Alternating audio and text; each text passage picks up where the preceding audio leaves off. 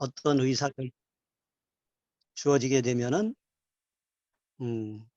위로부터 결정이 주어지게 되면은 그 결정을 의사 결정을 이제 아래로 내려가는 그런 그 정치 체계 제도고요. 두 번째는 이제 대의제도죠. 대의제도.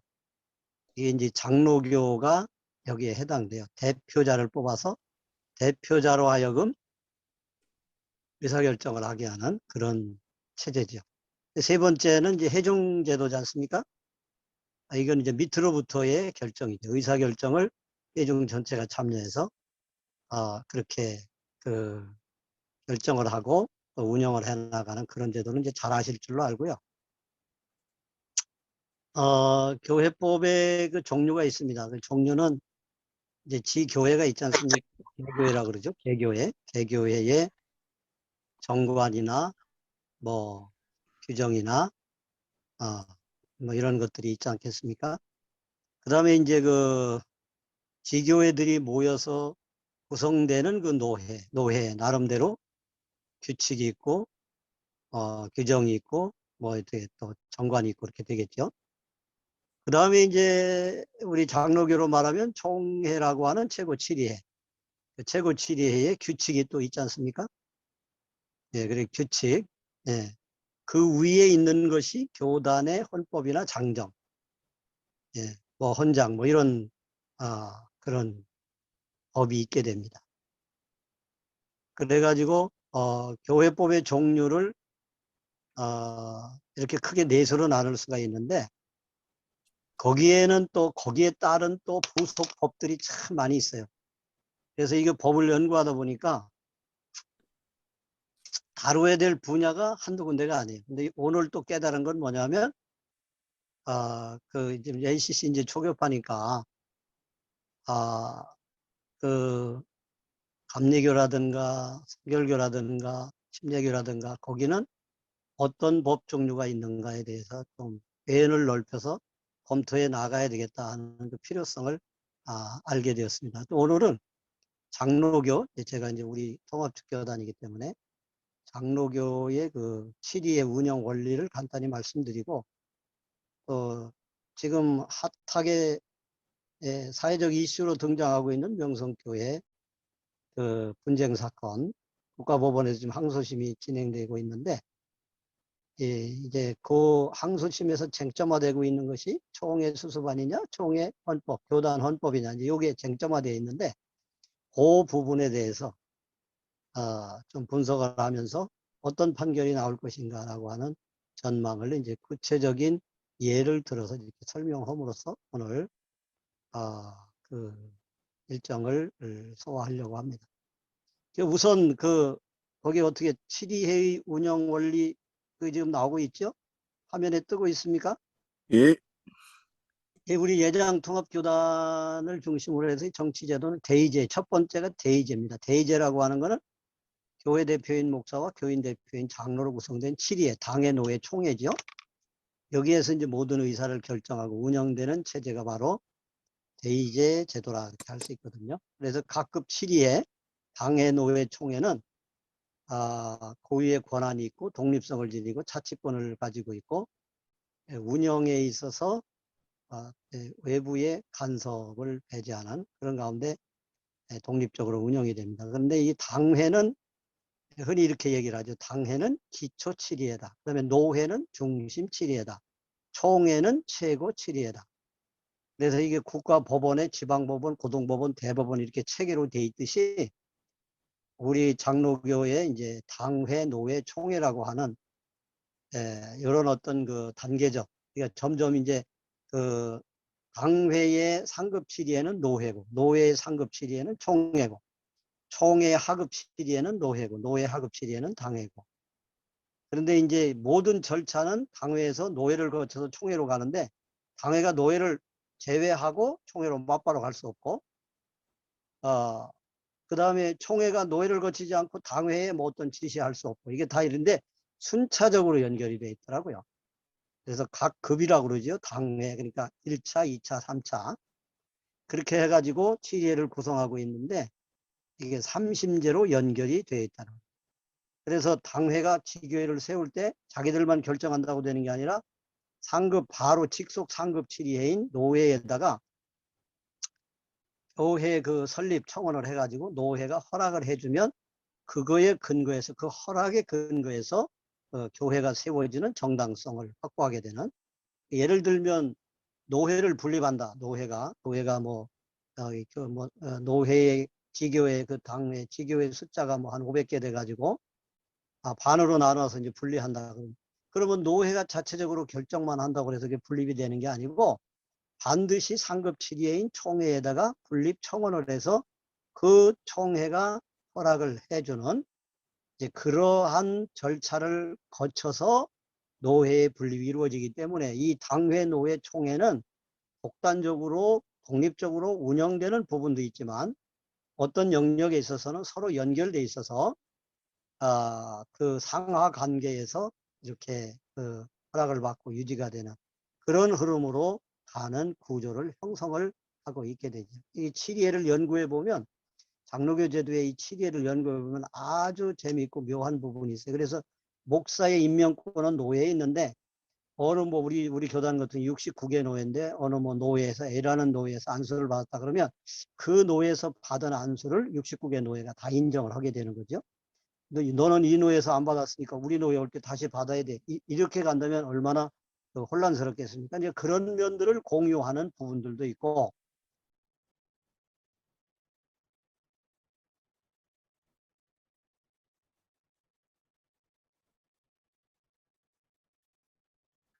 음성이 안 나옵니다.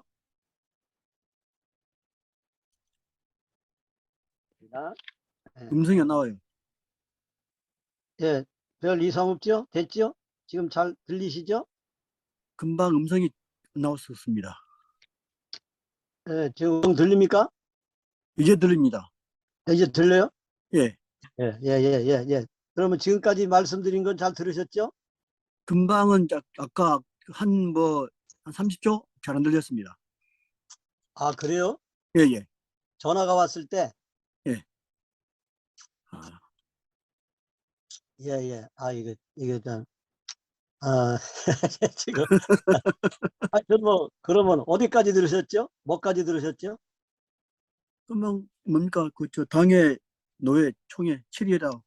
예, 7위에 그렇게 서로 예. 연결되어 있는데 예를 들어서 예. 노회에서 안수를 받지 않습니까? 예. 그러면은 69개 노회 중에 A라는 노회에서 안수를 받으면 69개 노회에 다 통용되는 거죠. 예.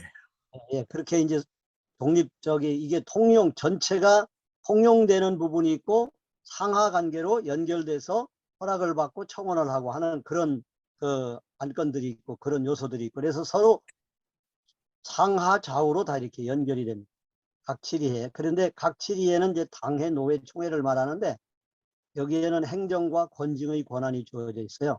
이제 목적은 교회의 평화와 질서를 위해서. 그렇게 해서 이제 그 행정과 권징의 권한을 행사를 하게 되는데 그러면 그 기준이 무엇이냐? 뭐에 근거해서 행정권을 행사하고 권징권을 행사하느냐? 행정은 주로 이제 결의고요. 예, 그다음에 권징은 재판을 말하는데 그러면 뭘 근거로 해서 하느냐? 그거를 이해하기 위해서는 입헌주의를 채택하고 있다는 사실을 이해할 필요가 있죠. 입헌주의라고 하는 것은 헌법에 의한 정치를 말합니다. 어떤 의사를 결정할 때 몇 사람의 소수의 생각이나 판단에 의해서 결정하거나 아니면은 그냥 힘 있는 사람, 그 사람의 자의적으로 이렇게 결정을 하거나 하지 않고 반드시 공동체 구성원들 다수가 적법한 절차를 거쳐 회의를 통해 제정된 그렇게 해서 만든 성문화된 법, 우리 교단으로 말하면 헌법과 헌법시행규정이라고 이렇게 헌법시행규정은 보완규정입니다. 헌법의 보완, 헌법의 미비점을 보완하는 규정인 우리 교단에서는. 그래서 성문화된 반드시 문자화된 법으로 제정해서 그 법에 근거해서 그 의거해서 결의를 하고 그 법에 따라 운영을 하고 모든 결정을 하는 그런 흐름으로 가고 있죠. 이러한 운영 체계를 전제로 해서 민주주의의 중요한 꽃인 그 다수결의 원칙을 적용을 해서 이제 모든 의사를 결정을 하게 됩니다. 그래서 우리 장로교의 시리의 운영의 원리는 대의제, 입헌주의, 다수결 원리다. 이렇게 이해해 주시면 되겠고요. 근데 여기서 이제 중요한 거는 뭐냐면 의사 결정을 할 때 기준 없이 무조건 다수결로 모든 결의와 판단이 이루어질 수 있느냐 하는 점에 대한 그런 그 의문점이 제시가 되는데, 반드시 이제 교회법에서는 그 정해진 공동체 전체 구성원들로 통하여 합의되어진 그 교단의 최고 규범, 우리 장로교 통합측은 헌법이라고 그러고 뭐 감리교는 장령이라고 그러고 뭐 하여튼 그 교단마다 그 용어는 달리하지만 최고 규범이라는 게 있습니다. 교단의 룰, 교단의 그 어떤 설계를 담은 국가 헌법과 같은 룰이 있거든요. 그 룰에 근거한 또 화의법들이 또 있거든요. 그러한 법에 근거해서 결의도 해야 되고, 그 다음에 재판도 그 결의에 벗어난 결의를 했을 때는, 그 법에 벗어난 결의를 했을 때는 그거에 맞게 했느냐 안 했느냐의 효력 유무를 판단하는 그런 판단도 법에 의해서 되어져야 된다 하는 게 이게 중요한 원칙입니다. 이 법과 상관없이 그때그때마다 무조건 다수결로 하면 되지 않느냐. 이제 우리 통합교단 같은 경우에 지금 그런 그 다수결 만능주의가 교단 내 팽배해 있는데, 이거는 굉장히 중대하고 명백한 착각과 오류입니다. 시리회가 의사 결정을 하는 그런 어떤 그 조직이 그 의사 결정을 할 때에 원칙에서 벗어나서, 다시 말하면 그 교단이 가지고 있는 그 룰, 그거를 벗어나서 결정을 하게 되면 그 효력의 정당성을 인정받는데 문제가 파생되기 때문에 반드시 룰, 원칙에 근거해서 결정을 해야 된다. 그래야 그 결의의 결정의 정당성이 확보되고 추진의 그 동력을 얻을 수가 있어요. 누가 문제를 삼더라도 이 법에 근거해서 이렇게 결의를 추진하다. 그래가지고, 문제 제기하는 사람들이 문제 제기를 하지 못하도록 방어하면서 어떤 일을 이제 추진해 나아가서 결실을 맺게 하는데 동력을 얻게 된다. 이게 굉장히 중요한 원리입니다. 자, 이 정도로 간단히 이제 서론을 말씀을 드리고, 우리 교단에서 104회 총회 때 1919년도에 명성교회 사태가 터지니까 이제 수수반을 이렇게 결의를 했는데, 그게 이제 그 결의를 한 다음에 명성교회 내부에서 국가법원에 소송을 제기했습니다. 그게 바로 뭐냐면 현재 들어서 있는 그 명성교회 그 위임 목사, 그분이 그 교회의 대표자 지위가 있는지 여부. 그래서 이제 그 소송의 종료는 대표자 지위 부존재 확인 소송이라 해가지고 소송을 제기를 했는데, 1심 판결이 지난 1월 26일 날 서울 동부지법 제14민사부에서 판결이 났는데 원고 승소, 그러니까 교인 안수집사 한 분이 소송을 제기한 그 소송의 원고가 승소했습니다. 명성교회 당회가 패한 거죠. 그래서 이제 명성교회 당회가 1심 판결에 불복해가지고 고동법원에 항소를 제기를 했습니다. 근데 이 판결이 언제 나냐면 10월 27일 다음 주 목요일입니다. 일주일 안 남았죠? 예, 이 판결을 앞두고 있습니다. 근데 이 판결의 쟁점은 뭐냐면, 교단 헌법이냐, 헌법을 근거로 해서 그거를 우선으로 적용해서 판결을 하느냐, 아니면 104회 총회 때 수수반으로 만든 총회 결의, 여기에서는 이제 그 명성교회 지금 현재 목사를 인정한다, 허용한다, 이 목사를 허용한다, 이제 이런 수수반이 들어있기 때문에 그 총회 결의를 최종 권위로 인정을 하느냐, 최종 판단 최고 규범으로 인정을 하느냐, 아니면 교단헌법에서는 지금 금하고 있기 때문에 금하고 있는 그 법을 기준으로 판단하느냐, 요게 지금 쟁점화되고 있는데, 예, 명성교회에서는요 1심 판결에 불복해가지고 항소하면서 항소 이후로 104회 총회 수습안 결의를 따라서 판단을 해서 현재 들어와 있는 위임 목사를 인정해달라, 그렇게 지금 요구를 하고 있는 상태에서 이제 그 판결을 이제 일주일 얼마 안 남은 그런 남겨둔 상황에 처해 있습니다. 그래서 여기에서 굉장히 중요한 것이 만약에 총회 수수반을 국가법원 2심 그 법원에서 항소법원에서 인정하면 그러면 이제 1심 판결이 뒤집어지는 거고요. 만약에 그 총회 결의는 헌법의 하위 규정이기 때문에 그걸 인정할 수 없다 이렇게 판단이 되면 피고 패소 판결이 나오게 됩니다. 예. 근데 여기서 제가 이제 말씀드리려고 하는 건 그러면 백사의 총회 때 그 명성교회 수수반으로 결의한 그 내용이 합법적인 결정인가라고 하는 점에 대한 분석이 필요하다는 거죠. 근데 여기 보면은 그 수수반에 보면은 총회 결의이지만 교회법과 교단법의 그 실정법을 위반하는 내용을 여러 군데 포함을 하고 있어요. 첫 번째는 그 우리 교단 헌법 정치제 28조 6항 제1호의 내용이 거기 나와 있는데 이임 목사 또는 담임 목사 청빙이 있어서 아예 각구에 해당하는 이는 이임 목사 또는 담임 목사로 청빙할 수 없다. 단 자립 대상 교회는 이를 적용하지 아니한다 해가지고 1호가 뭐냐면 해당 교회에서 사직 또는 은퇴하는 이임 담임 목사의 배우자 및 직계비속과 그 직계비속의 배우자. 이게 이제 법이거든요. 근데 요 법이 있음에도 불구하고 요것을 잠재하고 요것을 그 효력을 일시 중단하고 그리고 이제 그 직계비속을 허용하는 내용을 수수반 사망에 담았어요. 근데 이거는 이 수수반 사망은 이 헌법의 위반이다 하는 게 이제 첫 번째 위법사항이고, 두 번째는 7항에 보면은 법을 잠재하고 내린 결정이다 그런 문구가 나오거든요. 그런데 이거는 이제 우리 교단 그 보완 규정인 헌법시행규정 4장 7조에 어떤 규정이냐면 헌법이나 이 규정의 시행유보 효력정지 등은 헌법과 이 규정이 명시된 절차에 의한 조문을 신설하지 아니하고 총회 결의나 법원의 판결이나 명령으로 할 수 없다. 이거 못을 박아놨거든요.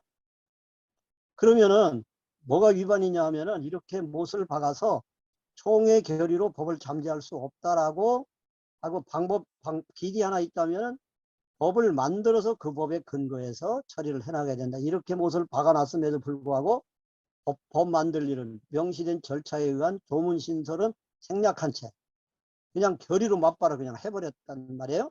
그러니까 이제 이게 위법이 돼. 세 번째는 이 수수반 7항에서 누구든지 교회법에 의한 소송, 고소나 고발이나 소재기나 기소재기, 기소재기는 이제 노회나 당회의 그 기소위원회가 제기하는 재판에 넘기는 걸 이제 기소라 그러는데 이런 것들을 못하게끔 이의제기를 일체 못하게끔 그렇게 막아놨거든요. 근데 요거는 교단법의 헌법 건징제 4조 1항에 교단법이 보장하는 재판받을 권리와 방어권 행사, 모든 교인과 직원은 재판을 받아 자기를 방어할 권리를 가진다. 그래서 요 권리를 요 법에 위배되는 그런 결의를 한 것이다. 그래서 이제 법원 가운데, 법원이라는 것은 법세계의 격언이라는 말인데, 법원 가운데 권리 위에 잠자는 자는 보호받지 못한다. 그런 유명한 이 법 격언이 있어요. 그래서 내가 어떤 사람에게 걸렸다 그러면 이거 나 잘못 없는데 그거 방어하거나 이렇게 대응을 하지 않고 있다가 그게 자기가 이제 대응을 안 하면은 인정하는 게 되거든요. 법에서는 자기 권리를 주장을 하고 나는 이러이러해서 내가 잘못한 게 없다라고 방어를 하거나 권리 주장을 안 하면 그냥 피해버리면 그냥 상대방에서 하는 얘기를 내가 그냥 받아들이겠다라고 인정하는 걸로 그 법에서는 그렇게 여기거든요. 그렇기 때문에 권리 위에 잠자는 자는 보호받지 못한다. 아주 유명한 이러한 법원이 있는데 교인이나 직원에게는 재판을 해서 자기를 방어할 권리를 가진다고 하는 이 교단법. 요것을 요거에 위배되는 교회법에 의한 소송을 다 못하게 한 거는 이 기본권을 이렇게 제한하고 그 법에 위반된 결의였다. 그 다음에 또 하나는 국가법. 헌법 27조 1항에 보면은 국민의 재판 청구가 이제 기본권으로 되어 있는데 모든 국민은 헌법과 법률이 정하는 법관에 의하여 법률에 의한 재판을 받을 권리를 가진다. 이게 기본권이거든요. 재판 청구. 법원이 있는 법관에 의해서 재판받을 권리가 있는데 이걸 못하게끔 막아놓은 거죠. 그래서 이러한 여러 가지 요소들의 그런 어떤 위법 사항이 우리 104회 총회가 명성교회를 수습하면서 결의한 내용 속에 내포되어 있다 하는 것. 또 하나는 우리 교단에서는 총회 결의를요 어떻게 했느냐면은 헌법과 헌법 시행 규정보다 적용 순위에 있어서 법의 효력을 어떤 걸 먼저 효력을 인정하느냐 하는 적용 순위에 있어서 총회 결의를 헌법이나 헌법 시행 규정 밑에 뒀어요. 후순위로 적용해야 하는 법규를 만들어 놨는데 그게 바로 뭐냐면은 적용 순서는 해가지고 총회헌법, 헌법 시행 규정, 총회 규칙, 총회 결의, 노예 규칙, 산하단체 규정, 그다음에 당회 규칙. 그러니까 헌법 시행 규정, 총회 규칙, 총회 결의 이런 순으로 그다음에 노예 규칙, 당회 규칙 이런 순으로 만들어 놨고 상위법규 위배되면 무혐의로 개정해야 되고 뭐 이렇게 규정을 해놨어요. 그러니까 이러한 규정에 의해서 총회 결의는 헌법보다 상위법이 아니기 때문에 법에 벗어난 결의를 했을 때는 그게 무효가 된다. 이렇게 규정을 해놨거든요. 자, 이러한 법을 어기면서 수습안이 만들어졌어요. 그래서 이상의 그 법리, 국가법이나 교단 헌법, 이 법리에 의거해서 국가법원 7심 판결은 해당자에게 명성교회 대표자 지위가 부존재한다. 이렇게 판결을 내린 거예요. 그런데 이제 명성교회는 1심 판결은 부당하다. 그래서 서울 고등법원에 항소를 청구하면서 근거를 뭘로 제시했느냐면 총회 결의가 있지 않느냐.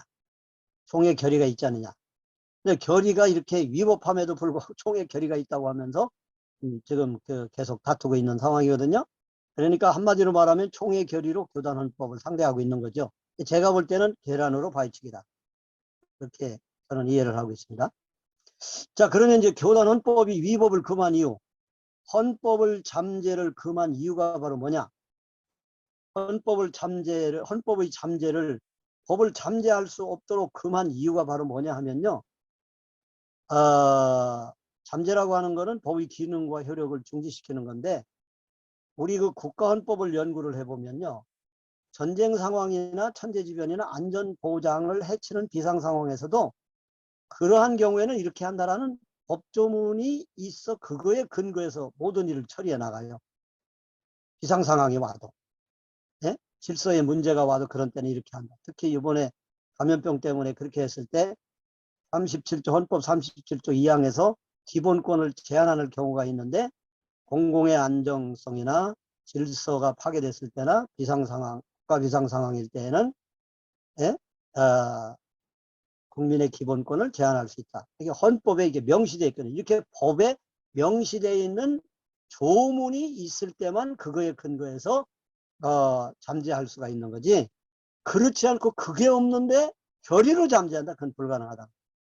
그래서 이것을 법원의 판결이나 명령으로도 할 수 없도록 그렇게 우리 교단법에 규정을 해놨어요. 그러면은 이 헌법이나 헌법 시행 규정의 기능을 소멸하려면 어떻게 되느냐? 교단 헌법이 정하는 그 개정 절차가 조문을 만드는 절차가 있지 않겠어요? 그 절차에 따라서 조문을 신설해서 그 법에 근거하여 그 다음에 처리해 나갈 때 그 경우에만 이 법의 기능을 변동시킬 수가 있는 거예요. 그래서 어떤 경우에도 조문을 신설하지 않고 법을 잠재하고 시리에를 운영하는 일은 불가능하다. 예. 근데 이제 왜 이런 규정을 이렇게 따로 만들었느냐? 그동안에 관행적으로 조문 신설 없이 그냥 총회 결의만으로 그냥 잠재하는 그런 전통이 있었어요.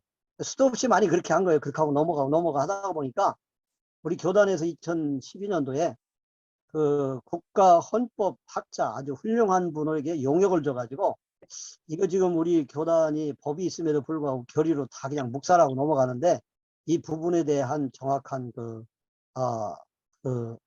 규정을 만들어 주시오 하고 용역을 맡겨가지고 요 규정을 만들게 된 거죠. 자, 그런데 이제 제가 연구를 해보니까 우리 백사회 총회에서 이 수서반을 만들 때 법으로 금한 총회 결의로 법의 기능을 소멸시키는 이런 일을 감행을 했거든요. 근데 이거를 국가법에서 보니까 국헌문란에 해당되더라고, 이건. 형법에 이게 91조 1항에 나오는데, 국헌문란이라는 게 뭐냐면, 헌법 또는 법률이 정한 절차에 의하지 아니하고 헌법 또는 법률의 기능을 소멸시키는 거. 근데 이거는요, 법이 정한 절차가 아닌 방법으로 법의 기능을 소멸시키는 것을 국가법에서는 중죄, 내란죄로 그렇게 규정하고 있더라고요. 그래서 이제 요것을 동일하게 적용해서 교단법에서 헌법의 시행유보나 효력정지는 총회 결의로 할 수 없다. 법원이 판결로도 안 된다. 명령으로도 안 된다. 이렇게 아주 미리 못을 박아놓은 거죠. 근데 그 박아놓은 그 법이 있음에도 불구하고 그 법을 개무시하고 그냥 결의를 해버린 거예요. 그리고 명성교회는 그거에 근거해서 헌법을 능가한다 이래가지고 대표자를 인정해달라 지금 이 소송이 진행되고 있는 거죠. 그렇기 때문에 이러한 일이 우리 통합적 교단 안에 진행되고 있다라고 하는 사실을 제가 이제 이 사건에 관한 하는 제가 뭐 완전히 뭐 우리 교단에서 독보적으로 이제 그 부분에 대해서는 독파하고 있는 그런 입장이기 때문에 이런 말씀을 드리게 되고요. 또 하나 이제 교단법이 교단 헌법에 대해서 총회 결의로 법을 잠재할 수 없도록 이렇게 한 건 뭐냐면 헌법이 총회 결의보다 상위 법규이기 때문에 그래서 헌법을 제정하는 결의는 교단 전체 구성원들의 의사가 반영되는 거기 때문에 헌법은 교단 전체 구성원의 의사가 반영되어 제정된 법. 그 다음에 일반 총회 결의는 그 치리회, 총회라고 하는 최고 치리회 총대들만이 결정한 그 의사만 반영된 법. 그러니까 어떤 게 더 권위를 가지고 상위 법규가 되겠습니까? 전국 69개 노회가 총회가 결의하여 만든 법을 과반 이상으로 통과시킨 헌법이 총회 결의라고 하는 그 어떤 그 최고 치리회의 의사만 반영된 법보다 더 포괄적으로 만들어진 법이기 때문에 교단 헌법이 총회 결의보다 상위 법규로 존재한다 하는 거죠. 그래서 그렇게 설명을 해서 헌법은 총회가 3분의 1로 결의해 노회 수의를 거쳐 입법 완료해가지고 총회장이 공포함으로써 효력이 발생하는 교단의 최고법이고, 그 다음에 의결정지수 과반 찬성으로 효력이 발생하는 총회 결의는 일반 안건이기 때문에 헌법보다는 하위법으로 네 번째 순위다. 이 경우 비록 만장일치로 그 안건이 통과됐다 하더라도 총회원들의 의사만 반영된 총회 결의만으로 교단 구성원 전체의 의사가 반영된 헌법의 기능을 잠재할 권능이 없다. 또 하나 이제 교단법의 그 적용 순서를 제정한 이유가 있어요. 우리가 이제 이 총회 헌법이라고 하는데 총회 헌법이라는 말은 이건 조금 표현은 교단 헌법이라는 뜻이죠. 교단 헌법이 정석입니다. 교단의 헌법에 의해 당회, 노회, 총회라고 하는 치리회가 설계되는 거기 때문에 총회 헌법이라는 용어를 우리 교단 헌법에도 있는데 이거는 조금 문제가 있는 표현이에요. 어떤 교단 헌법, 시행규정, 총회 규칙, 총회 결의 이렇게 순서로 만든 이유는 총회 결의라 하더라도 최고 치리의 결의라 하더라도 교단 법규, 교단 헌법에 근거해서 결정해야 된다라고 하는 그런 원칙 때문입니다. 우리 총회 규칙 2조에 보면은 우리 총회는 성경과 교단 헌법에 의거해서 사업을 하고 그 다음에 모든 일을 추진한다 이렇게 정해놓고 있거든요. 그래서 총회 결의를 헌법보다 하순위로 규정한 것은 헌법에 근거하지 않고 결의하는 그동안의 총회의 결의 관행을 더 이상 허용하지 않으려고 하는 그런 뜻에서 이렇게 만들어 놨고요. 교단의 상위 법규에 따라 결의한 총회 결의만이 유효한 효력을 얻는, 이게 굉장히 중요한데 아까도 서론에서 말씀했듯이 모든 치리의 결의는 교단에서 만들어 놓은 그 법에 의거하여 결정을 했네요. 국회에서 보면 국회법 제 몇 조에 의거하여 상정합니다. 의거하여 표결에 붙입니다. 의법에 의거하여 진행합니다. 국회에서 그렇게 진행하지 않습니까? 그래가지고 이제 그렇게 되면 이제 거기에 이제 다수결로 통과가 되면 가결되었음을 공포합니다. 땅땅땅. 그리고 반드시 치리회는 교단에서 정한 법에 의거하여 결의를 하고 추진을 하고 진행해야 된다라고 하는 거. 그래야만 그 효력이 인정받게 된다. 만약에 교단 법규에 어긋나서 초월하여 결정하는 치리의 결의는 무효에 해당되죠.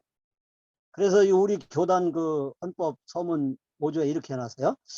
총회에서 3분의 2 이상이 찬성하고 노회 수의 시 과반수로 통과된 헌법에 대하여는 총회의 결의나 법원의 판결 명령으로도 시행되고 효력정지 등을 못하게 할 뿐만 아니라 헌법 조문에 구체적인 근거 조문이 없으면 법을 초월하거나 위반하는 결의도 무효가 되게 하였다.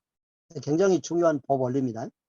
그런데도 이제 우리 교단 백사의 총회는 교단법으로 엄연히 총회 결의로 법에 위배되는 그러한 결의를 할 수 없게 만들어 놨음에도 불구하고 그거를 감행을 했어요. 그러다 보니까 이제 법적 분쟁이 일어나게 된 거죠. 자, 그래서 우리 백사의 총회는 그 헌법과 헌법 시행 규정에 의거해 결의해야 된다는 대원칙, 이것을 무력화시키고 짓밟아 버렸죠. 자, 거기 제가 이제 프랑스 인권선언 일부 분석을 했는데, 제가 연구를 해보니까 우리 근대 국가 헌법이나 이제 그 우리 이제 그 개신교의 그 교단 헌법들 이렇게 쭉 보면은 프랑스 혁명이 일어날 때에 그 인권 선언문이라고 써요. 그 선언문이 17개 조로 구성됐는데, 여기에서 보면은 다른 거는 이제 보시면 알고 6조에 보면 법은 보호하는 경우나 처벌하는 경우나 어느 경우든 간에 모든 사람에게 똑같이 적용돼야 된다. 이제 법 적용의 평등성을 강조하고 있어요. 그래서 이제 요게 모체가 돼가지고 우리 대한민국 국가헌법 11조에 보면은 이렇게 명시된 모든 국민은 법 앞에 평등하다.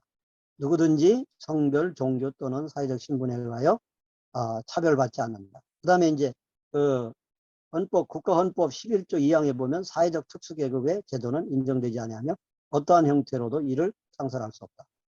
그래서 이제 법 앞에 평등이라는 의미가 뭐냐면 일정한 기준에 따라 모든 국민, 이제 교회로 말하면 이제 치리회로 말하면 우리 교단으로 말하면 교회가 조건을 동일하게 적용해야 되고 부당한 차별을 하지 않는다. 이제 이렇게 그 의미로 요약을 할 수 있는데요. 이 백사의 총회 결의는 명성교회 수습안 이거는 특정 교회만을 예외로 무법, 비법, 법과 무관하게 법으로 비껴나가서 비법 세계, 법 세계가 아닌 법 없는 세계로 나아가서 적용을 한 불평등 결의에 해당되는. 그래서 이거는 저는 볼 때 국가헌법 11조의 중대한 위반 결의다. 내가 그렇게 보고 있고요. 이 우리 교단 총회 수습안을 분석을 해보면은 교단 헌법이 그 물러나는 분의 직계비독 아들을 위목사로 청병할 수 없도록 금한 법을 잠재하고 특정 대형교회 청병을 허용을 한 거죠. 이게 분명한 위법 아닙니까? 예, 그래서 지금 위법 결의에 근거한 그 해당자는 대표자 지위가 보존자다. 그래서 교단법으로 봐도 대표자 지위를 확보할 수 없고, 더 나아가서 국가헌법 11조 1, 2항에 의거할 때도 법이 만들어진 후에는 그 만들어진 법을 동일하게 모든 교회에 적용을 해야 되는데, 특별히 사회적 신분이 뭐 선한 일을 많이 한다, 뭐 교인이 많다, 뭐 힘 있는 교회다 해가지고 봐주는 것은 헌법 위반이다. 저는 그렇게 보고요. 그래서 교단 헌법이든 국가 헌법이든 법 앞에 평등 원칙을 어기고 결의를 해서 그거에 근거해서 지금 이제 들어서 있는데, 이거는 위법이고 무효하다. 그래서 모든 교회는 교단 현행법 앞에 평등한 거죠. 네, 그래서 우리 교단에서는 아까 말씀드렸듯이 자립대상 교회는 제외한 나머지 교회에서는 전임자의 직계비속을 위임이나 담임 목사로 청병할 수 없도록 금하기 때문에 이를 제외한 그 어떤 교회도 힘 있는 교회든 사회적 신분에 의해서 뭐 영향력 있는 교회든 법 앞에 평등하게 지켜야 되겠죠. 힘 있는 교회라고 해서 예외로 적용할 수 없다. 네, 만약에 그렇게 한다면 국가헌법이 금한 사회적 특수계급의 제도를 인정하는 격이 된다. 이는 사회적 특수계급을 인정할 수 없다는 헌법 위반이다. 그래서 이제 국가항소법원에서 이 사건을 심판함에 있어서 저는 그렇게 주장을 하는 거죠. 네, 교단 헌법에 근거하고 국가헌법에 근거해서 판결을 내려줘야 된다. 근데 국가법관의 책무가 있어요. 국가헌법 103조에 보면은 국가법원에 속한 법관의 임무를 어떻게 명시하고 있냐면, 법관은 헌법과 법률에 의하여 그 양심에 따라 독립하여 심판한다. 이게 굉장히 중요하더라고요. 법관에게 주어진 임무입니다. 뭐에 의해서 심판해야 되느냐? 헌법과 법률. 여기서 말하는 헌법과 법률은 국가헌법과 그다음에 그 헌법이 위임해서 국회에서 만든 법률들, 수많은 법률이 엄청이 많습니다. 근데 그 중에 이제 대표적인 게 형법, 민법, 형사소송법, 민사소송법, 상법 뭐 이렇게 이제 그래가 헌법하고 그래서 육법전서라 그러는데 요거에 의해서 양심에 따라 독립적으로 누가 간섭 못합니다. 양심에 따라서 심판하게 되어 있는데 그러면 국가법관의 그 판사들의 심판 기준은 국가의 헌법과 법률이거든요. 그럼 항소법원에서 어떻게 돼요? 고등법원에서 당연히 헌법 11조에 의해서 명확하게 판단을 해줘야 되겠죠. 근데 여기서 이제 제가 주장하고 있는 건 뭐냐면 목사님 법을 죄송한데 그 자료를 좀 더 올려주셔야 돼요. 예, 자료가 지금 안 보이거든요. 예, 그쪽에서 하셔야 돼요. 그 정병준 목사님 빨리 해주세요. 아, 됐습니까? 네, 더. 더. 이제 뭐 저기 마지막 페이지 중간으로 해주세요. 예, 됐습니까? 예, 됐습니다. 예, 그래서 헌법 11조에 의해서 명확하게 판단을 해줘야 된다는 것이 제 소신이고요. 그래서 중요한 건 뭐냐면 법원에서는 증거 채택을 합니다. 증거 채택을 할 때 헌법에 위반된 결의를 증거 채택하면 그 증거 채택의 효력에 문제가 생기겠죠. 근데 이런 부분 지적은 웬만한 수준의 사람들이 아니면 지적할 수 없는 건데 저 나름대로의 특유의 그동안 7년 동안 복학하면서 국가법하고 교단법을 이렇게 파면서 나름대로 나온 어떤 그 구비된 그 법 이해에 근거해서 이런 주장을 하는 거죠. 증거 능력이 과연 있느냐? 증거 능력이 있느냐? 이거는 지금 고등법원에 이 얘기는 아직 안 했는데, 제가 볼 때는 교단총회가 결의한 국가헌법 위반 내용을 국가법원이 증거로 채택할 수 없다. 저는 그렇게 보는 거고요. 자, 그래서 이제 정해진 시간이 됐는데, 이제 결론을 내리면요. 지금 참 우리 교단에서는 불행한 일이 발생했습니다. 교단총회가 결의한 내용이 국가법원에 의해 심판받는 사상 초유의 사태가 발생했습니다. 이게 바로 우리 교단의 현실인데, 이 일은요, 이거는 우리 교단만의 일이 아니고, 우리 다른 교단과 우리 개신교, 우리 기독교에 끼치는 영향이 너무도 큽니다. 그래서 우리 기독교, 구성원들의 관심사이기도 하고요. 또 이거는 교회와 함께하고 있는 사회 구성원들도 이 문제에 대한 관심이 너무 높습니다. 왜냐하면 교회가 그래도 사회를 선도하는 그런 도덕적 집단이라고 이해를 하고 있는데 여기서 그 엉뚱한 방향으로 이렇게 간다 그러면은요, 교회에 대한 그 대사회적 그 사명, 요구, 사회가 요구하는 거 완전 수준 미달이 돼가지고 앞으로 선교에 지대한 영향을 끼치기 때문에 이 명성교회 사건은요, 모든 그리스도인들이 관심을 갖고 기도해야 될 문제라고 저는 생각을 하고, 제가 이제 이렇게 연구를 한 결과로는 교단 헌법에 근거하든 국가 헌법에 근거하든 이 항소심 결론은 헌법에 따라서 총회 결의가 그렇게 부실하게 됐습니다. 위법 사항이 있으니 그걸로 기준해서 하면 안 되고 헌법에 의거해서 당연히 명성교회 당회가 청구한 항소를 기각 물리쳐줘야 된다. 그렇게 저는 생각을 하고 있고요. 그런데 이제 국가법원도 보면은 간혹 가다가 보면은요, 법리 판결을 하지 않고 어떤 경우에는 정치적 상황을 고려한 판결을 국가법원도 하더라고요. 그 다음에 또 하나는 뭐냐면은 판결을 하는 판사의 이해 득실 그거에 따라서 예를 들면 요번에 명성 측의 법무법인 변호인이 광장이라는 데거든요. 근데 그 광장이라는 데는 그 변호사들이 1000명이 넘어요. 김앤장, 그 다음에 태평양, 그 다음에 광장 뭐 이렇게 해가지고요. 3대 법무법인이거든요. 우리나라. 그런데 예를 들어서 고등법원 판사가 이제 나이가 돼가지고 얼마 안 있으면 이제 옷을 벗는다. 그러면 어디로 가느냐? 요번에 이제 이 광장이라고 하는데 포기하고 결탁을 해서 아니 이건 이런 일이 있었다는 얘기가 아니라 이렇게 될 수도 있다는 예를 드는 거예요. 그래가지고 봐줄 테니까 내 앞길 내 직장 확보해라.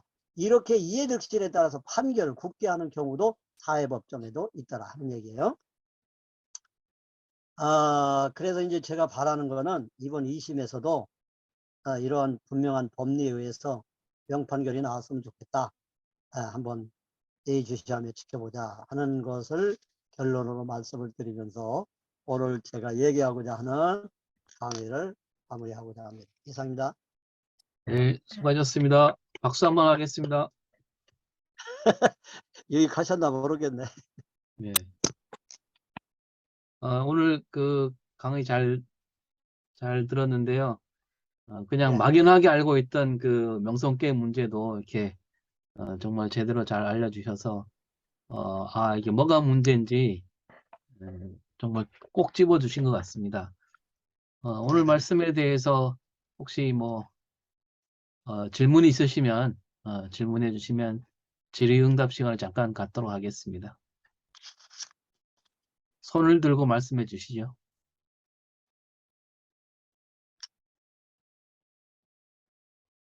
예, 제가 하나 할까요?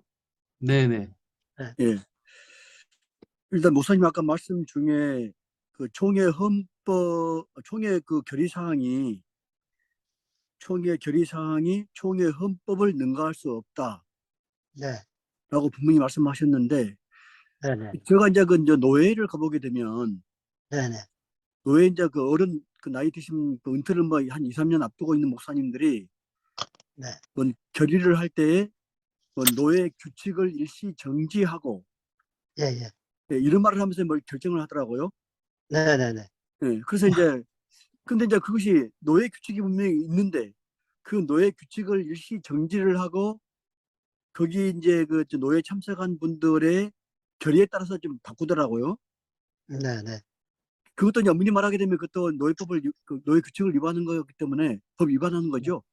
네. 그래서 그런 경우에는요, 네, 그 결의를 한 거를 갖다 효력을 그 결의 안건에 대한 그 효력이 유효하냐 무효하냐라는 그거를 소송을 제기를 해가지고 음, 그 효력을 무효화시킬 수 있죠. 야, 예. 그런데 이제 기장이시라 그러셨죠, 목사님? 예, 예, 기장이나 통합이나 합동이나 이제 이게 우리 저기 장로교제 3대 그 교단인데 예, 역사도 있고 뿌리도 같고요. 그런데 그 전통이요. 합동 측이나 통합 측이나 기장이나 다 있어요. 예, 합동 측은요. 뻑하면 잠재하고 기약해요. 예, 헌법 잠재하고 결의하면 그걸로 끝나요. 거기는. 예, 거기는 그렇게 법을 만들어 놨어요. 헌법을. 아, 총회 결의가 최종 확정인 걸로. 근데 음, 우리 교단은 그거는 아니다 해가지고 음, 그 국가 헌법 학자를 통하여 그걸 못하도록 못을 박아놓은 거예요. 예, 총회 결의로 못한다. 예, 그런데 해오던 관습 따라서 그냥 또 해버린 거예요, 이번에. 예, 예, 그래가지고 이제 그 총회 결의 무효 확인 소송도 우리 교단에서 4분이 하셨거든요. 예, 예, 했는데 이제 그거는 이제 각하가 됐어요. 각하라고 하는 소송 요건 안 된다는 건데 예, 그 왜 각하를 했나 봤더니 뭐 총대원들 가운데 뭐 무슨 뭐 N노회, B노회, C노회 하여튼 그 명성교회가 속한 노회원이 아닌 사람이 했다 그래서 당신네들은 소송을 제기할 원고 부적격이다 해가지고 소송 요건이 안 된다. 자격 없는 사람이 했다. 그래가지고 각하시켜버렸어요. 아, 근데 이제 총회 결의이기 때문에 총회원들, 총회 회원이면 가능하거든요. 그렇죠. 근데 국가법원에서도 그렇게 잘 나가다가 예, 그 돈 많은 그 법무법인을 사가지고 지가 되니까 확 바뀌어버려. 예, 그래서 무슨 얘기가 있느냐면 국가법원은 돈 재판이다. 그런 얘기가 있어요. 음, 돈을 얼마만큼 많이 예, 낸 그 변호사를 사느냐에 따라서 결과는 확 달라진다. 아무리 법을 이야기를 해도 뭐 300만 원, 500만 원 그 변호사 사면은 예를 들어서 1억짜리 변호사 산 그기가 이긴다는 거예요. 그래서 국가나 뭐나 이 돈 저기 전쟁도 돈 많은 나라가 결국은 이기지 않습니까?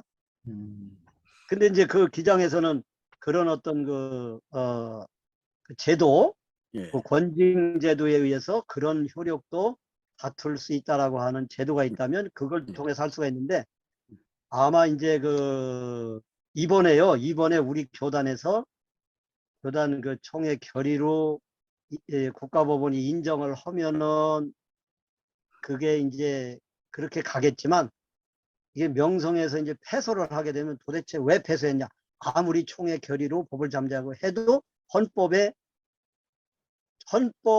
어긋나면 안 돼서 그래서 패소했다 하면 요 판결의 그 결과가 예. 법대로 나면 다른 교단에도 영향 줄 겁니다. 법을 잠재하고 했다가는 통합 측에서 명성교회가 법 잠재하고 했다가 이번에 졌대. 그러면 이제 그게 계몽하는 효과가 있는 거예요. 예. 예. 그렇지.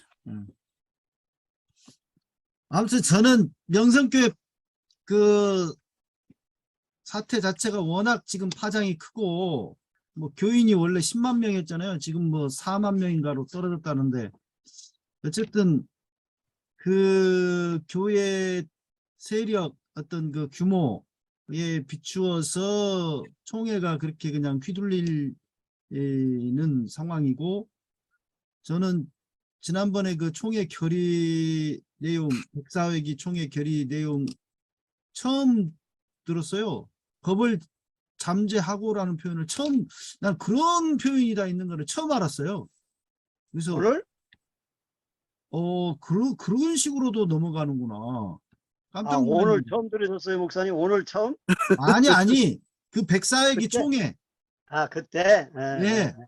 그래서 저런 식으로 불법을 저지르는구나. 그걸 알게 됐는데, 근데 지금 재판 진행 중입니다만 1심은 어쨌든 내가 판결문을 꼼꼼하게 읽어봤습니다만은 굉장히 명판결을 했지 않습니까? 1심이 아주 그 정밀하게 다뤘고, 근데 말씀하신 대로 세상 법정이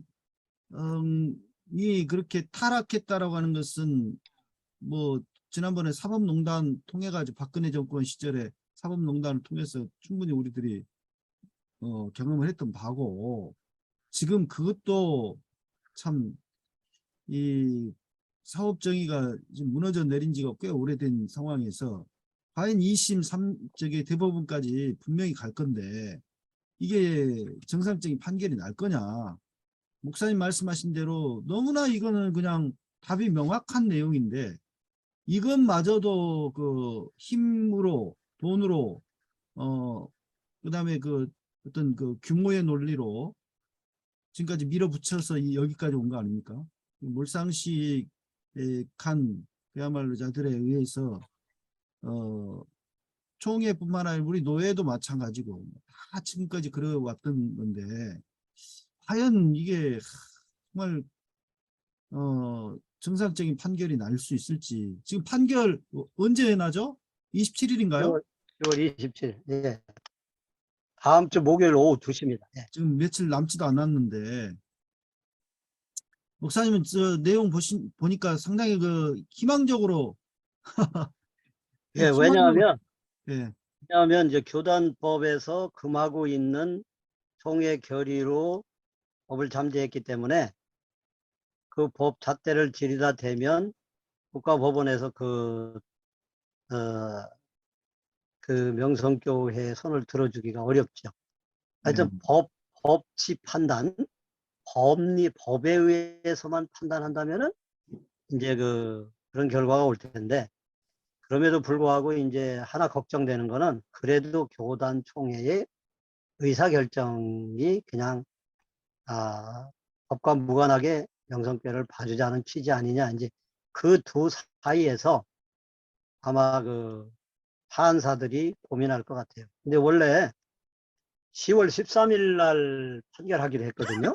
그렇죠. 근데 이제 2주간을 연기를 했어요. 그러니까 교단 총회 결과를 보고 하자 지금 그런 거 아닙니까? 그거하고 전혀 상관없이 교단 총회는 9월 달이었고 10월 13일에 예정되어 있어서 어떻게라도 그냥 판결이 날 거라고 봤는데 2주를 연기를 했어요. 근데 저는 아마 또 총회 결의냐 교단 헌법이냐 이 둘을 놓고 판사가 야 이거 뭐 어떤 건지 잘 모르겠다 헷갈리면 또 판결이 연기될 수도 있겠다라는 예측을 내가 하고는 예상을 하고 있는데 그렇게 하려는지 아니면 하나를 내려서 10월 27일 날 선고를 하려는지 그건 이제 두고 봐야 되겠어요. 그런데 제가 이제 그 변호사분 하나 이제 고대 법대 나오고 30년 동안 판사 노릇을 하시고 변호사 하시는 그런 분이 이제 제 법률 자문을 늘 해주고 있는데 그분에게 얘기 들어보니까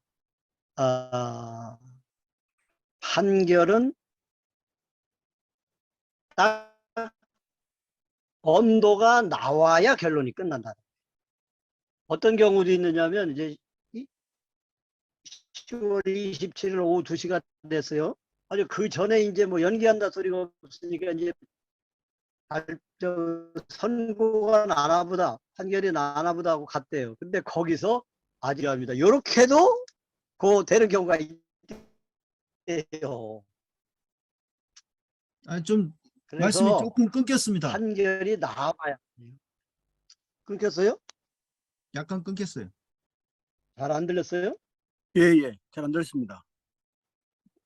그래서 그 변호사님이 하시는 말씀이 10월 27일 날로 돼 있지 않습니까? 그날 갔더니 어떤 그 재판부의 경우는 오늘 선고 못하고 또 뭐 일주일에 2주일에 하겠습니다 하고 그 연기한다는 거를 선고일 당일 그 시간에 하는 경우도 있다 이 말이에요. 그러니까 나와야 한다는 거예요. 언제 나올지는. 어떤 결과일지는 선고, 그 판사 입에서 말이 떨어져서 뭐 이 항소를 기각한다 하든지 이 사건의 그 원고의 청구를 기각한다 뭐 해가지고 1심을 뭐 취소한다 뭐 하든지 어떤 둘 중에 하나잖아요. 원고 승이냐 피고 승이냐인데 그 2심의 판사, 부장판사가 말을 떨어져야 결과가 나와봐야 알지. 그 이전에는 아무도 모른다는 거예요. 그냥 우리가 그냥 일반 아는 상식으로 예측만 할 뿐이라.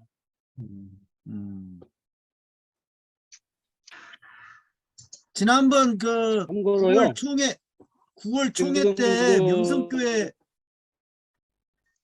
명성교회 그 수수반을 그 무효화 해달라고 하는 것 건에 대해서 수수반의 그 수수반을 재확인했지 않습니까? 예, 수수반대로 간다. 네, 수수반대로 간다. 뭐 그걸 무효화하고 뭐 이런 거는 이제 없다. 해서 총회가 백사회기 그 명성교회를 잠재해가지고 봐줘버리는 그 수수반을 재확인까지 했단 말이에요. 그러니까 이제 2번 결의가 된 거죠, 사실상. 2번 결의까지 돼버린 상황인데 재판부에 그게 영향을 어느 정도 미치지 않을까요? 그게 이제 많은 영향을 줄 수 있고요. 그 다음에 이제 역공을 펴서 이렇게 교단의 자정 능력이 없다, 희망이 없다라고 역공을 펴는 근거도 될 수 있어요.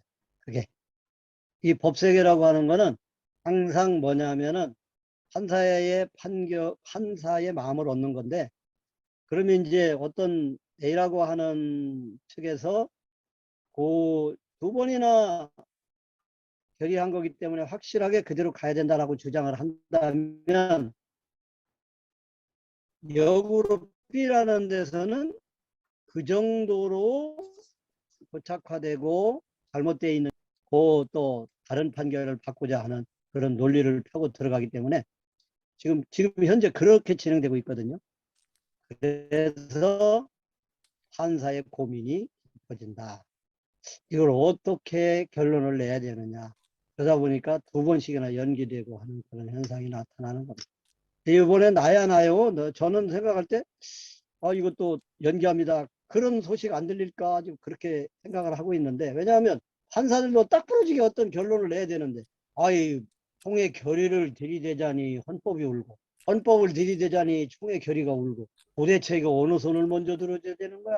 1심은 헌법을 들어줬는데 2심에서는 이거 헌법을 들어주면 안 됩니다라고 하는 것도 이거는 법리에 어긋나고, 그러니까 판결문을 쓰다가 또 찍찍 긋고 작가가 그냥 그 시나리오 쓰다가 그냥 그 수많은 종이를 다 그냥 약국에 가지고 버리듯이 판사가 판결문 쓰다가 머리 쥐나겠다는 그런 생각을 합니다.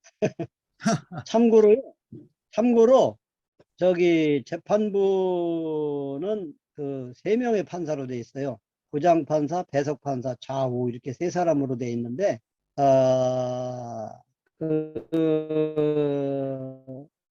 판결문은 누가 쓰느냐면 배석판사가 쓴다. 배석판사가. 2, 3일 전까지 써온다.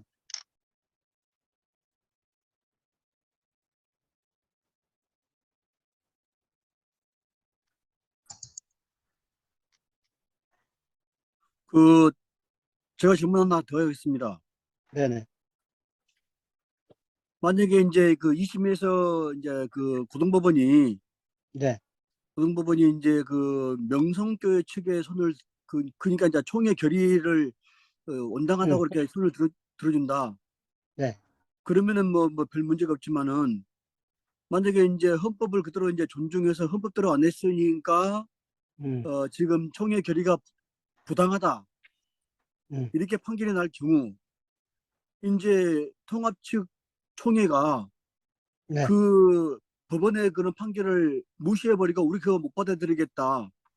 네.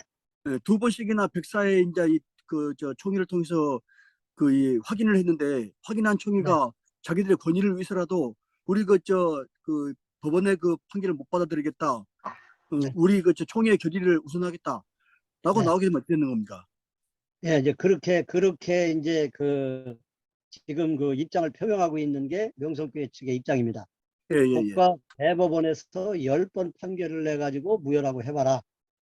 교단이 인정하고 총회가 인정하면 그걸로 끝난다. 이제 그런 그 입장을 가지고 있거든요.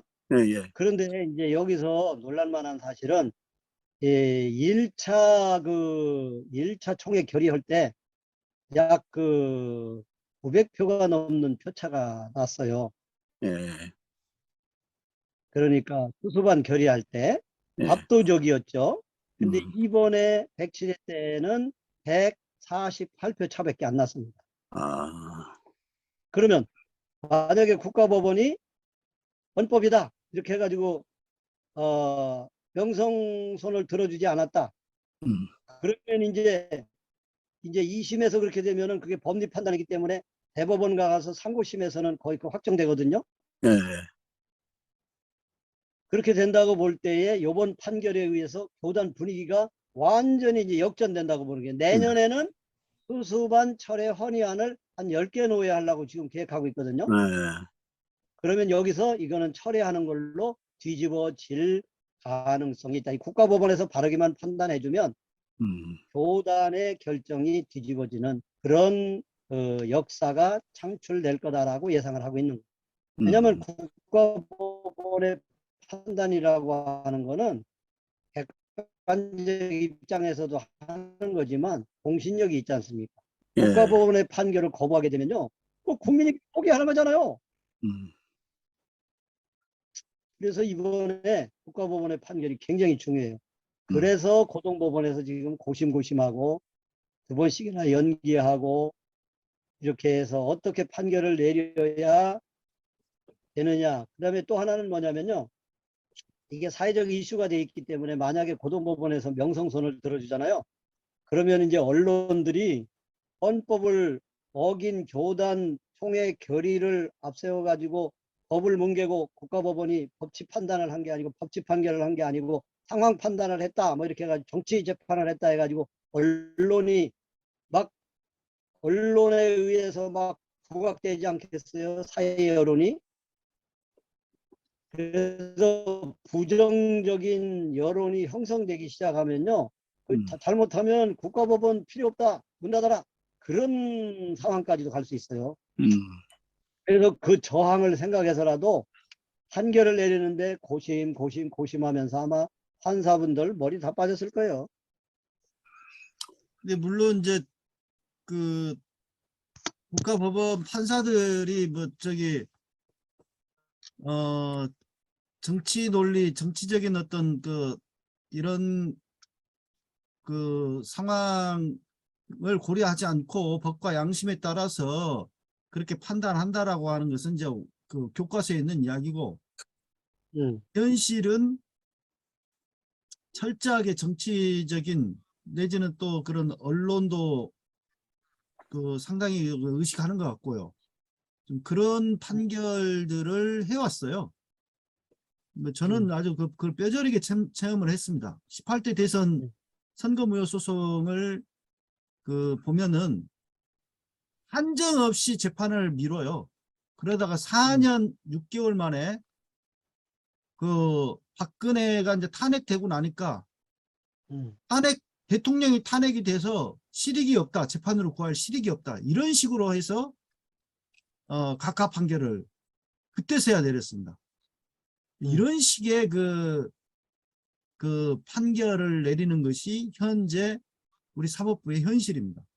그래서 예. 지금 명성 건도 워낙 명성이 사이즈가 크고 그래서 이제 뭐 JTBC라든가 뭐 언론이 계속 주목을 하고 있는데, 분명히 언론을 의식을 목사님 말씀하신 대로 하고 교단 총회의 어떤 2번이나 되는 결의 뭐 이런 것들도 의식하고 고민은 할 건데, 과연 이게 좀 정상적인 상식적인 지금 우리가 나라에 살고 있는가에 대해서 좀 우리가 지금 현 정권을 비롯해서 아주 근본적인 회의를 갖게 만드는 일들이 자주 벌어지니까 이게 참 걱정이 됩니다, 사실. 그래서 이번에 그 판결이 어떻게 나느냐에 따라서 아직까지도 법이 살아있고 법치가 통하고 그다음에 이제 정상국가다라고 하는 것이 확인될 수 있는 좋은 기회고요. 만약에 그것이 확인이 되는 판결이 난다 그러면 이제 앞으로 그 어떤 정치적인 힘의 논리로 끌고 가려고 하는 거예요. 제동이 걸린 좋은 샘플이 될 겁니다. 근데 이제 저는 비리법권천이라고 한비자가, 중국의 법사상가 한비자가 비리법권천이라는 주장을 했는데, 아닐 비자 아닌 것은 네 바른 이치를 이길 수 없고, 비리법 이치는 법을 이길 수 없고, 비리법권, 그 다음에 법은 권력을 이길 수, 왜냐하면 권력이 법을 만드니까. 그 다음에 권력이 타락해가지고 법을 만들어서 진리도 비진리로 만들 수 있는 그런 흐름으로 인간사가 흘러가기 때문에, 그 다음에 비리법권 이 천을 이제 민심이라고 말하지만, 저는 이거 민심도 되지만 우리는 신앙인이기 때문에 하늘에 계신 하나님이 역사를 주관하신다. 그런 차원에서 보면 힘 있는 권력 있는 사람이 법을 만들어 가지고 이치를 묵살하고 아닌 것을 긴 것처럼 한 오류를 바로잡고 간섭하시는 분은 위에 계신 하나님이십니다. 나는 이제 그 주장을 늘 하거든요. 그래서 이번에도 그렇게 가지 않을까 이렇게 낙관적으로 보는데, 뭐 어떤 때는 또 뭐 의심도 되고 막 그래가지고 이번에 또 뒤집어져서 지금 명성에 지금 오늘 소식 들었는데, 명성은 자기네들이 이긴다고 지금 확신하고 있답니다.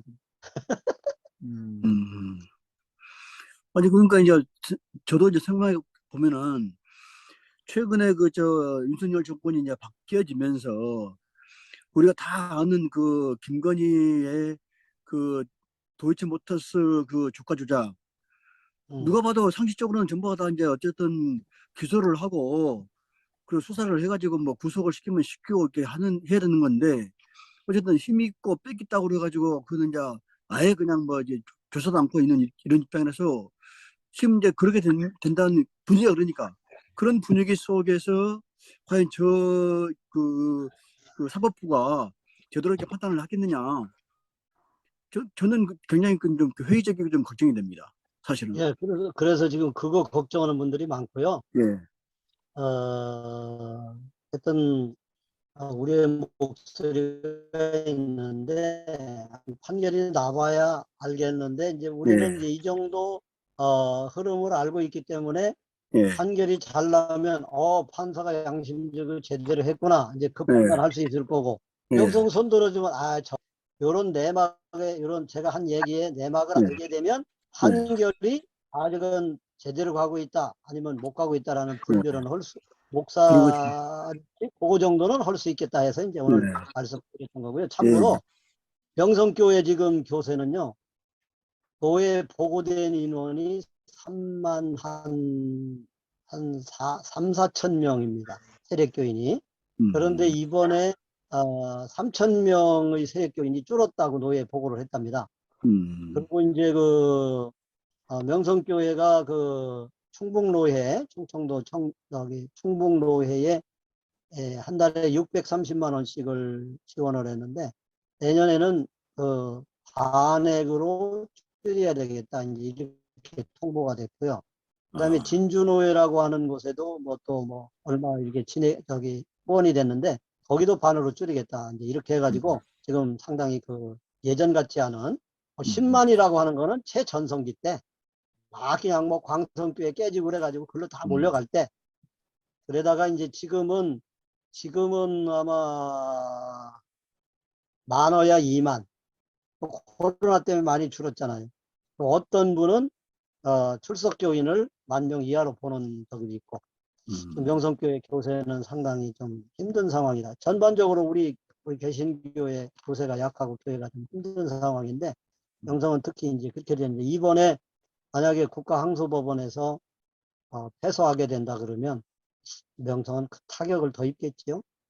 이제 극렬하게 지원하는 사람들만 결속돼서 남는 교회로 가지 않겠나 그렇게 예상이 되고 있어요. 목사님 한 가지 더 궁금한 것이 있습니다. 네네. 지금 여수 음파교회가 지금 교단을 탈퇴했지 않습니까? 예. 그래서 이제 교단을 탈퇴해 버리는데 교단 탈퇴한 부분에 대해서 뭔가 이렇게 총회 차원에서 혹은 노회 차원에서 제재를 갈 수 있는 없는가? 라고는 좀 궁금합니다. 그거는요. 예. 그거는 그냥 법에 의해서 예. 교단을 탈퇴하게 되면 증명 처리를 해가지고 우리 교단에서 면직 출교당한 그런 권징법에 의해서 면직 출교 처리한 것과 같은 효력을 주게 되거든요. 예. 그냥 그렇게 지금 여수노회에서는 처리한 걸로 알고 있습니다. 정병준 목사님 잘 아시죠? 정병준이 아니고 진입니다. 정병진 목사님. 그러면 이제 정병준 목사가 따로 있습니다. 네, 있어요. 그래요? 예. 그러면 이제 자기 면직 세습을 제명 처리가 됐습니다. 그러니까 고만호 이제 세습을 고요셉은 그냥 세습을 하는 교회는 어쨌든 간에 이제 교회의 부와 권력을 이제 물려주기 위해서 이제 세습하는 건데 우리 같은 작은 규칙교회가 세습한다고 할 때 뭔 의미가 있겠습니까? 누가 제대로 이런 교회는 이렇게 목회자 사립이다 제대로 못 주는 그런 교회들이니까 누가 올라갈 때 올 수도 없는 그런 상황인데 세습을 하고 싶어도 아들이 나하고 왜 그런 걸 물려받냐고 이제 안 할 그런 형편이 됐는데 어쨌든 이제 그렇게 아버지가 아들한테 물려줬을 때 어떤 응? 부에 대한 세습 상속 또 권력에 대한 상속 이게 다 이제 가능하기 때문에 물려주는 건데 그렇게 이제 세습을 하지 말라고 그랬음에도 불구하고 총회법을 어겨서 세습을 하려고 그러고 그래서 이제 법적으로 좀 제재를 가하게 되니까 그럼 우리 이제 총회 탈퇴해 버릴란다. 탈퇴해 버리는데 그 탈퇴한 그 교회에 대해서 총회나 노회가 아무런 제재를 못 가한다. 이거 참 문제 있는 것 같은데요. 아니, 그거는요, 왜냐하면, 이제, 우리 교단에 소속되어 있으면서 법을 어겼을 때는 제재를 음. 가하지만, 예. 이제 벗어났을 때는 관할 받게 돼버리잖아요. 예. 그렇기 때문에 탈퇴한 사람은 어떻게 제재를 하느냐면, 면직 출교라고 하는 예. 처벌을 받는 것과 같은 동일한 제명 처리를 할 수 있도록, 예. 그러니까 오명을 팍 뒤집어 씌는 거죠. 면직 출교 당한 목사하고 똑같은 거죠. 예. 그게 제재 방법입니다. 예. 알겠습니다. 예, 또 다른 질문 있으신가요? 아리랑 목사님 질문하십시오. 제가 질문 하나 하겠습니다. 네. 네네. 자유민주주의, 자본주의, 자유민주주의 아니고 자유자본주의, 이게 이제 네, 부합하거든요. 명성교회나 그 여수 음파교회의 그 재산이 네, 만약에 노예나 총회의 어떤 그 등기가 돼 있다. 네. 그, 나가지를 못하죠. 예, 예, 예. 그런 것이 좀, 지금 명성교회는 이제 그 법인을 만들어 가지고 거기서 관리하고 있고요. 예, 따로. 그다음에 여수은박교회도 아마 교단의 그 유지재단에 가입을 안 하고 별도로 이렇게 관리하다가 딱 그냥 떨어져 나간 걸로 제가 알고 있는데 맞습니까? 맞습니다. 예, 예. 그래서 항상 그 중세 시대부터 교회를 세습하는 교회는 그거는 이제 개인이 개척을 해가지고 그래서 이제 교세를 확장했던 교회들 거기서 이제 그 세습이 이루어졌고요. 기존 그 교회가 이게 공교회성을 띠고 있는 교회에서는 세습이 어렵죠. 왜냐하면 당회가 허락을 안 하니까. 근데 목사님, 이제 어느 교회든 뭐 이렇게 개척을 하고 해서 어느 순간에 이제 어디 교단에 이제 가입을 하고 들어가지 않습니까? 어느 교단에 네네. 노예 총회까지 이렇게 들어가지 않습니까? 네. 근데 이제 그때 이제 받아줄 때 네네. 너희들의 재산은 너희 교회 것이 아니다. 우리 총회 것이다. 네, 이러한 어떤 제도적인 장치가 있으면은 가능하지 않을까 그런 생각이 들대요. 결국 아무리 교단 탈퇴를 한다 그래도 탈퇴하는 순간에 그의 그 전 재산이 우리 것이 아니고 총회 거로 날아간다. 우리는 정말로 맨몸이다. 손에 쥔 건 하나도 없다. 이렇게 됐을 때는 그 지금 목사님이 하신 말씀이 예, 그 법에서 벗어나는 그러한 일들을 결정을 하는데 하나의 제재 수단이 될 수 있죠. 예, 예. 잘못하다간 재산 잃고 다 날아간다. 그렇기 때문에 그 세습은 해서는 안 된다라고 하는 거를 제동을 거는 수단이 될 수 있기 때문에 그 아이디어는 굉장히 좋으신 아이디어예요. 그렇게 가야 되는데 그렇게 권장하고 있거든요. 예. 그런데 이제 그걸 강제적으로 못하는 것 중에 하나가 재산권은 지교회의 고유의 권한이기 때문에 거기서 결정하는 대로 가는 거지. 그래서 그 자율권을 인정하다 보니까 그런 어떤 재산권에 대한 강제력, 이거를 지금 입법화를 못하고 있다. 그러면은 권장상. 예. 요즘 이제 가정으로 돌아가서 보면은 집 한 채 있을 때 그게 이제 남편 단독 명의로 돼 있는 경우도 있지만 또 부부 공동 명의로 돼 있는 경우도 있지 않습니까? 네네. 그런 것 같이 여수 음파교회의 명의와 총회나 노예 명의를 공동 명의로 해가지고 여수 음파교회 땅과 건물을 이렇게 하는 것을 교단 가입 조건으로 이렇게 할 수 있는 그런 시스템을 갖추는 것도 괜찮은 방법이라는 것이 생각이 되네요. 그거는 일리가 있는 말씀이네요. 왜냐하면 이렇게 그 일을 만들어 가지고 자기네들 하고 싶은 대로 해가지고 법을 어기고 그냥 나가면 그냥 끝난다. 아이 뭐 그러면 뭐 이게 너무 방종해도 뭐 그거를 제재할 방법이 없고 그러니까 그런 장치라도 만들어서 예. 경거망동하게 행동하지 함부로 그냥 행동하지 못하도록 그거를 고리를 연결해서 막아놓는다. 그 좋으신 아이디어입니다.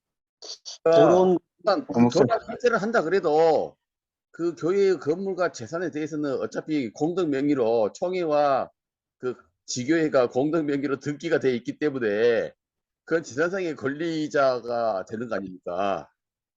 그래서 이제 좀 총회에서 그런 결의를 해서 뭐 지금 가입되어 있는 기존 교회나 지교회나 아니면은 앞으로 새로 개척을 해서 새로 가입할 교회들 그런 시스템을 해서 좀 이건 좀 치사하고 제가 초장에 말했던 그 자유자본주의의 원칙에 좀 위배되는 거지만 그런 어떤 제재 수단으로 공동명의까지는 좀 그런 것은 좀 필요하지 않을까 이상의 그 약간의 잔머리의 발언이었습니다. 예. 예, 아주 일리 근데 있습니다. 근데 그것이 질문. 어려운 것이 근데 그것이 어려운 것이 뭐냐면은 개신교회 같은 경우는 특히 교회를 처음에 개척할 때 빚을 내서 많이 개척을 하거든요. 그래서 공간을 얻을 때에 뭐 1억을 그 빚을 내 가지고 은행에 대출 받아 가지고 교회당을 얻었다. 그 은행의 빚이에요, 1억이. 그 1억 빚을 지고 있는 교회인데 그것을 총에서 받아주냐 안 받아줍니다. 그러다 보니까 이제 이 교회당이 건물이 혹은 땅이 교회로 총회로 이렇게 등록이 안 되고 개교로 이렇게 등록되어 있는 게 혹은 개인으로 등록되어 있는 경우가 많죠. 아마 음악교회 같은 경우도 교회가 아니라 아마 그 누굽니까 그 고만호 목사 이름으로 아마 돼 있을걸요, 아마 개인 이름으로. 그런 경우가 자, 있죠. 그러다가 이제 교회가 이제 폭발적으로 이제 성장하게 되니까 이제 그렇게 되는 거죠. 자, 그 질문하라 해서 목사님 질문 하나 드릴게요. 네네네. 그 너무 가혹한지 모르는데 그 재산을 총에 이렇게 귀납한다든지 뭐 이런 것은 그 불가능할 것 같고요. 그 대신 그 저기 탈퇴 내지는 제명을 넘어서서 그 목사직을 박탈을 하는 것이 원래 원칙적으로 맞지 않을까. 왜냐하면은 노예에서 정식으로 목사 안수를 그 노예 소속으로 노예에서 안수를 받지 않습니까? 네. 근데 거기서 이제 그 탈퇴를 하게 되면은 그, 그 존재에 대한 의미가 전혀 없으니까 우리가 고만호 사장, 김삼환 사장이라고 부른 것처럼 그 좀 가혹할지 모르지만 그냥 일반으로 사장으로 그냥 칭호를 불러주고 그냥 이제부터는 그 사제가 아니다. 그렇게 그 법적으로 할 수 있는 권한은 없습니까? 그렇게 선례를 남겨주면. 아니, 그러면 두 번 다시는 그런 나쁜 짓을 하지 않을 거고 목사들을 모든 명예를 좀 실추시키는 그런 나쁜 짓거리는 그 대한민국 교회의 목사들은 절대 그런 짓거리는 하지 않을 것이다. 저는 우리들이 부르기는 지금 고만호 씨라고 부르거든요. 예, 아니, 그래서 우리 교단에서 처리한 거 있죠? 예. 제명이 목사직 면직이 된 겁니다. 교단에서는 목사가. 그러니까 아닌 건데 왜 굳이 계속 그렇게 그러면 목사직을 떼야죠. 아니, 떨어진 거라고요, 지금. 그러면 그러면 목사님 그 노예에서 이제 면직을 시켰는데 고만호가 계속해서 고만호 사장이 목사 직책을 호칭을 이렇게 계속 사용하는 것은 그에 대해서 그 민사소송이라든지 이런 걸 해가지고 뭐 손해배상 청구라든지 뭐 그런 것나 아니면 아니, 뭐 독립교단에 가입했잖아요. 아니 그러니까 아니 독립교단이 그러면 이제 독립교단에서 그렇지. 그러니까 저 말은 그거예요. 그 이제 신학교를 졸업이 목사고시를 통과해가지고 그 목사 안수를 받을 때 그 심사를 하지 않습니까? 그래서 안수위원회라든지 뭐 그러한 안수를 주는 그런 절차의 그 위원회가 안수를 주는 그거 같이 목사 안수를 취소하는 그런 것도 그 그렇죠. 안수위원회에서 취소시키고 당신이 앞으로 계속해서 목사 이것을 그 아니, 이미 면직이 됐다니까요. 저 질문이 계속 행사장으로 반복되니까 그 다른, 뭐 그런 것을 서약서라도 한장 우리 받아. 교단에서 면직 아까 처리가 됐기 그 때문에 예. 이우경 보네퍼님의 그 아이디어는 사실 여수노회에서 그 시행이 되고 있습니다. 그 개척교회들은 무조건 노예 유지재단에 가입을 의무화 해놓은 상태고요. 그것 때문에 불만이 많습니다. 개척을 자기 돈으로 하는데 노예가 땡전 한 푼 도와준 것도 없이 무조건 유지재단에 가입하라 그러냐. 그래서 상당히 좀 그 가입을 울며 겨자 먹기로 그 하는 목사님들 가운데 불만이 있더라고요. 근데 그것이 시행된 지가 몇 년 안 됐어요. 그 이전에는 그런 것도 없었는데 그걸 또 이제 하더라고요. 그런 측면이 있습니다. 아니 그 단적인 예가 그 음파교회가 탈퇴를 하자마자 음파교회 다니는 그 신자 교인들이 아 우리 교회는 대한예수교 장로회 통합 교단이 아니구나 그러고 몽땅 가붙잖아요. 통합 다른 교회로. 그 정도로 그 통합의 그 덕을 음파교회는 많이 봤죠. 아, 그렇죠. 예. 예, 그래서 교단이라고 하는 게 상당히 그때 예, 하는 그래서 음파교회 사태를 보면서 교단이라는 울타리가 저렇게 컸구나. 네. 교회 세습을 공동의 결의를 했을 때만 하더라도 교인들이 안 움직였어요, 거의. 근데 네. 교단 탈퇴를 딱 결의를 해보니까 그 다음부터 그냥 우수수 빠져나가더라고요.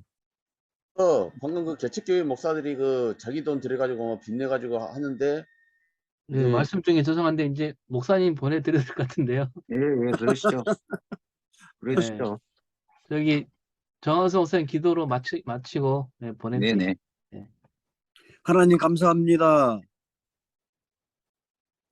성령의 능력 안에 있는 교회여야 하는데 요즘 우리 교회들이 성령보다는 악령이 역사하는 그런 교회가 많은 것 같습니다. 우리가 기도하게 해주시고 그래서 신앙의 양심을 갖는 저희가 되도록 도와주시기를 간절히 빕니다. 큰 교회들이 큰 대기업 같은 그런 규모를 가지고 있는 교회들이 그 큰 기업을 그 큰 대형 교회를 자녀들에게 물려주겠다고 합니다. 누가 봐도 의아해하고 누가 봐도 반대할 수밖에 없는 그런 상황이 들립니다. 저 시골에 농촌에 할머니 5분 앉아있는 그런 교회, 도시에 빈민선교, 노동선교, 특수목회 하겠다고 교인들 서너 명 앉혀놓고 개척해서 10년, 20년 어렵게 고통당하면서 목회하고 있는 그런 교회 아들들에게 딸에게 물려준다고 한다면 누가 뭐라 하겠습니까? 아마 그런 교회는 자식들도 물려받지 않을 겁니다. 그런 큰 대형 교회이기 때문에 어거지를 써서 모든 욕을 먹어가면서라도 아들에게 물려주겠다고 하는 거 아니겠습니까? 목회자들이 기본적으로 신앙의 양심을 갖게 해주시고 하나님께서 우리를 헤아려 보고 계신다 하는 사실을 늘 기억하면서 살아가게 해주시고 특히 교인들 앞에서 모범이 되고 귀감이 되는 그런 사역자들이 되도록 좀 도와주시기를 원합니다. 오늘 특별히 우리 전남 동부 NCC 8번째 강의 교회법에 대해서 이렇게 공부하게 하심을 감사합니다. 수고하시는 강사 목사님 축복해 주시고 저에게 놀라운 은혜와 기쁨을 허락해 주시고 또 이 귀한 시간에 함께 강의를 듣고 토론하고 같이 귀한 시간 보냈던 우리 회원들 모두에게 하나님의 은혜를 풍성히 내려주옵소서. 주님께서 함께 해주시고 이 변화되는 날씨 가운데서 건강하게 인도해 주옵소서. 감사드리면서 예수님 이름으로 기도합니다. 아멘. 네, 네, 목사님 고맙습니다. 목사님 수고하셨습니다. 감사합니다. 고맙습니다.